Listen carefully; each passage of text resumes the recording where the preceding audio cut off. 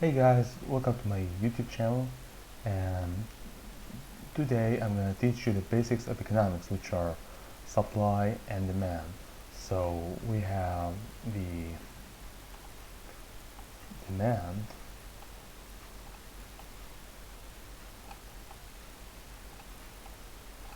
and we have the supply.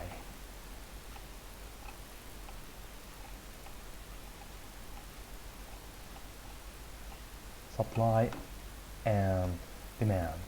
So they both are acting in the market to determine the quantity, determine the quantity by Q, and price determined by P. So what are they? First of all, we have a market. A market,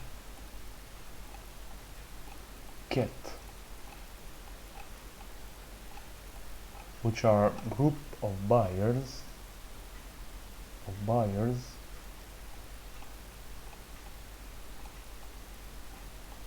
and a group of sellers interacting together to set the quantity and the price. So the buyers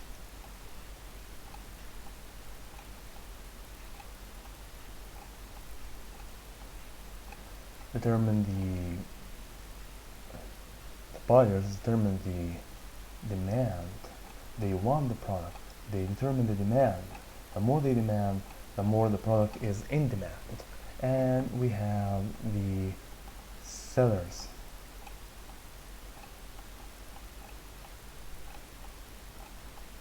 who determine the supply.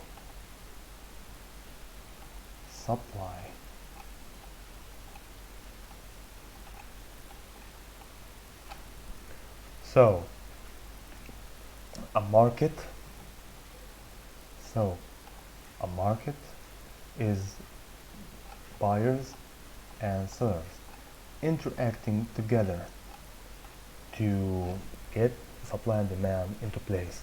So first of all, we have the demand. So we have the demand, which is demand, which is curving this way. This is this way. Here we have the price, and here we have the quantity. So the demand curve is negatively sloped, which means there is a negative relationship between the price and the quantity. When the price increases, quantity decreases, and vice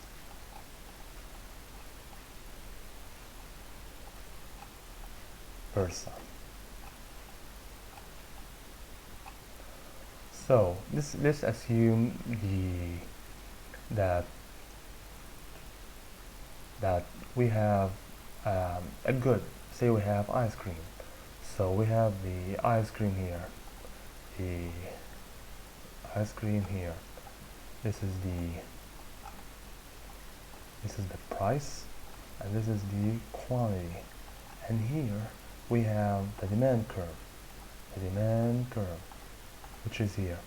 It's here. It's like this. So the more we demand, the more the price would go, and the more quantity. So here we have, say, we have here at the price of $1, $1 US, we would want, say, 6 ice cream. So at a price of $2, we would want like 4 ice cream, and at a price of $3, we would require, we would want two ice cream. So why? When the price is lower, people would think it's a bargain to have more. And when price is more, people would say, you know, I'm not interested in buying, it's too expensive. That's why the more the price goes up, the more the quantity goes down.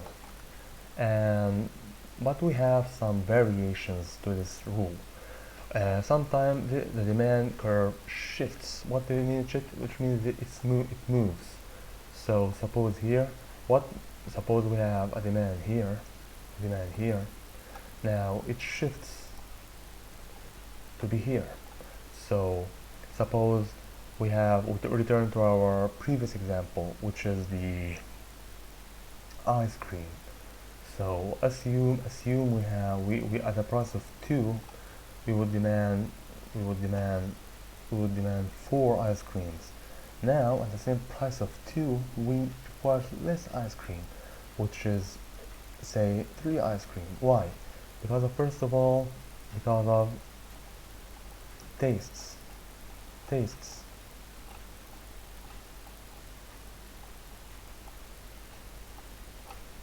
So people saying they have no taste for ice cream, don't want ice cream, they don't feel like having ice creams. So they would take less ice cream because they don't want ice cream, they don't like ice cream. Number 2 is expectations.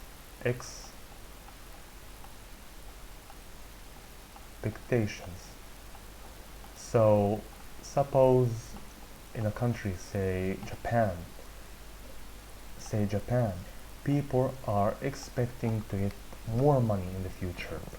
So they now would have more money. So if they have more money, they would buy more ice cream at the same price, and vice versa.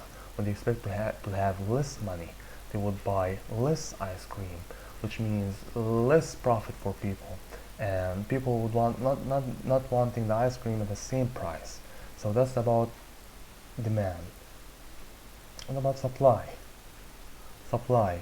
When we have the supply curve here, and supply curve goes like this. Supply curve, here we have the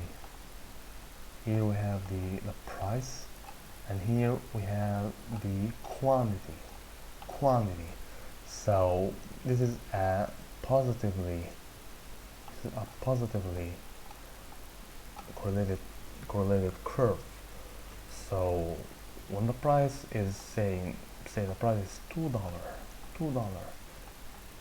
firms would find it not very profitable to produce.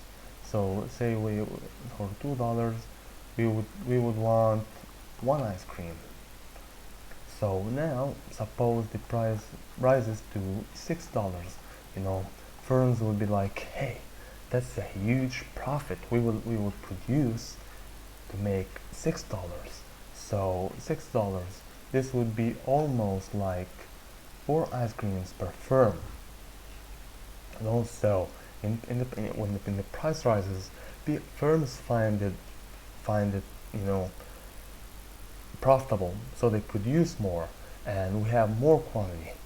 So what causes the price, the supply curve to shift, say from here to here? What causes this price?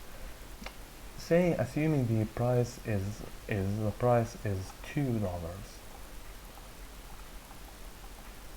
and what makes the price shift? What makes firms produce more with the same price?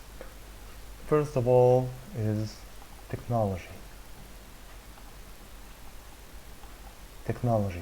So suppose our ice cream example, with more technology, more firms will find it more profitable and more cost killing to produce more ice cream. So at a price for $2 per ice cream, they would produce more, and they would at the same price, and they would make more profit and more ice cream and more profit, and they would cut the costs. The second thing is number of sellers.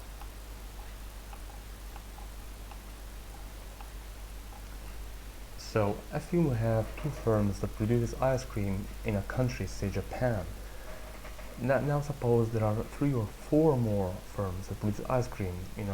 There's no competition, and ice cream would go more productive. So more ice cream would be produced at the very same price. Now, what if supply and demand came together? This is known as equilibrium. So we have the curve here. This is the price, and this is the quantity. So we have here the demand curve. We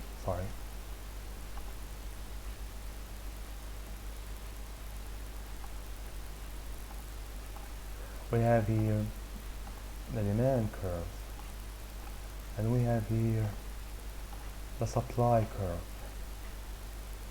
So at this point we are at equilibrium. Now at this point the buyers are happy, and sellers are happy. Now what if price goes up? Say now we are selling at $2.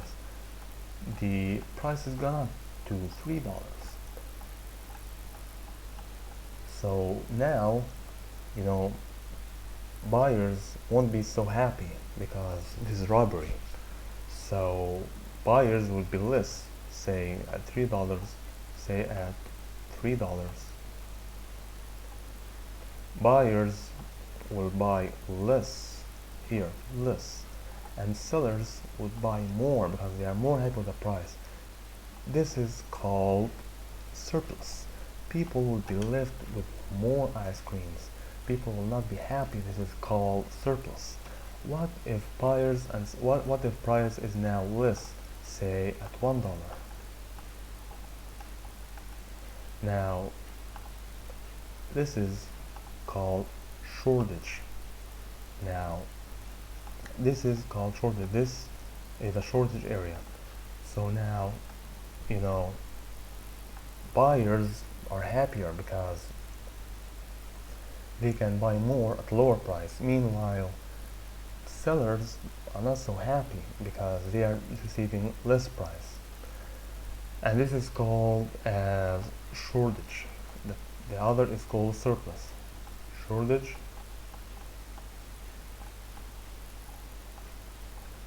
and this is surplus and shortage. So guys, that's it for supply and demand. Wait for me for the next video for elasticity and other applications. Please hit the thumbs up button and make sure you subscribe. It will really help and make me happy. Thank you.